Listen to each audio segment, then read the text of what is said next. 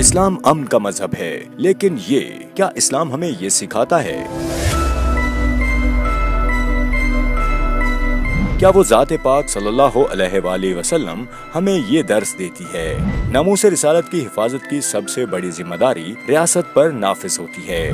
اس ضمن میں وزیر اعظم عمران خان کی سربراہی میں پاکستان نے ہر فورم پر آواز بلند کی ہے۔ مغرب کے لوگوں کو نہیں سمجھ جو ہمارا رشتہ ہے نبی صلی اللہ علیہ وسلم سے۔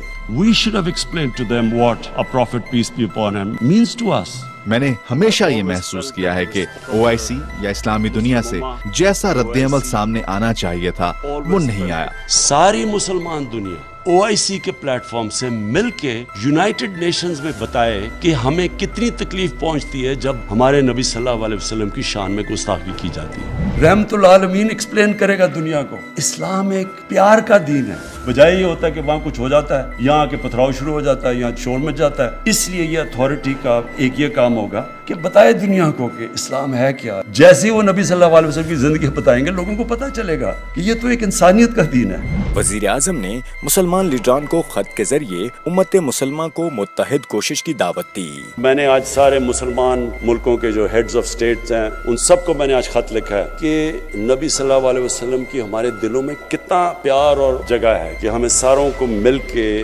مغرب کو بتانا چاہیے کہ ان کے اوپر کارٹونز یا کچھ بھی کرتے ہیں تو یہ مسلمانوں کو کتنی تکلیف ہوتی ہے۔ دوسری جانب اپنے مذموم مقاصد کے لیے قانون کو اپنے ہاتھ میں لینے والے فساد پھیلانے والے ہیں۔